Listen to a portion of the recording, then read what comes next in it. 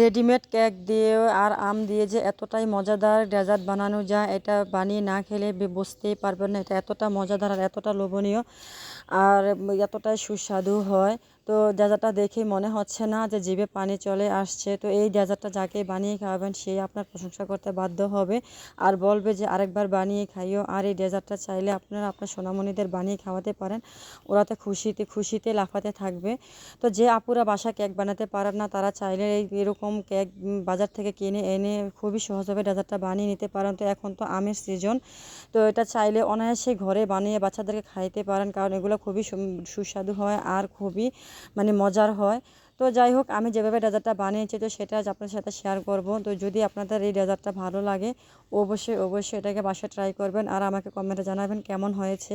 তো এই তো দেখতেই পাচ্ছেন, প্রথমে আমি হুইপ ক্রিমটাকে ব্লেন্ড করে নিয়েছি। আর এখানে যে কেকটি নিয়েছিলাম তো সেই কেকগুলো আমি এখানে একটা মিক্সিং বলে সেট করে নিয়েছি। আর আমি দুইটা আম এখানে ভালোভাবে ব্লেন্ডার করে নিয়েছি, কারণ ব্লেন্ডারটা আমি দেখাতে ভুলে গিয়েছিলাম। তো ব্লেন্ড করে নিয়েছি। তো এখন আমি কেকের উপরে সেই আমের পেস্টটা এখানে সেট করে দিয়ে দিব, পুরোটাতে আমি ভালোভাবে সেট করে দিয়ে দিব।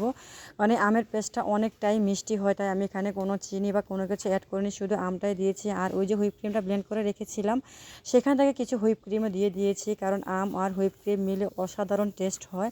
তো বুঝতেই পারতেছেন যেটা কতটা মজার আর কতটা লোভনীয় হচ্ছে।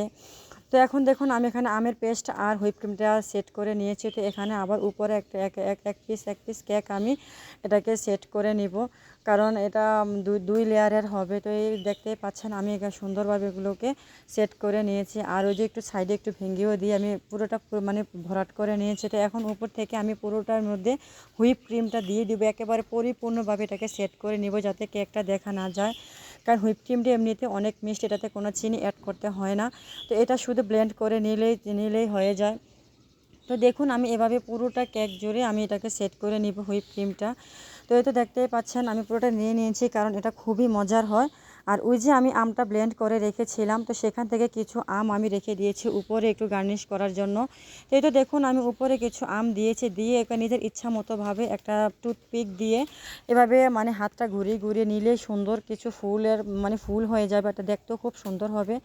তো এখানে আমি আরেকটা আম ছিলে নিয়েছি, ছিলে নিয়ে এখন এটাকে আমি কমভাবে স্লাইসভাবে কেটে নিব, কারণ ডেজার্টটা চতুর্দিক দিয়ে আমি এটাকে একটু ডিজাইন করে নিব, গার্নিশ করে নিব। তো যেহেতু হুইপ ক্রিমটা একটু সাদা, তো ওই জায়গায় আমি এখানে একটু আম গার্নিশ করে দিলে দেখতেও সুন্দর লাগবে আর খেতেও খুবই মজা লাগবে আর খুবই ইউনিক লাগবে। তো এই তো দেখতেই পাচ্ছেন আমি সাইডে দিয়ে আমি কিছুটা আম গার্নিশ করে দিয়েছি। তো এখন আমি আরও কিছুটা আম ছোট ছোট টুকরো করে নেব, যাতে আমি আরও সাইডে দিয়ে দিতে পারি। আর একটু আমি আমের পেস্ট উপর দিয়ে আর একটু ডিজাইন করে নিব, আর একটু সুন্দরভাবে ডিজাইন করে নেব, কারণ এর ডিজাইনটা যখন আপনি সুন্দর মতো করতে পারলে এটাকে দেখতে খুবই সুন্দর লাগে আর খেতেও অনেক মজা হয়। তো এই তো আমার ডেজার্ট বানানোটা কেমন হয়েছে খুবই আপনারা কমেন্টে জানাবেন, আর আমার কাছে তো খুবই ভালো লেগেছে। তো এই তো আজকের ভিডিওটা এখানে শেষ করতেছি। আল্লাহ হাফেজ।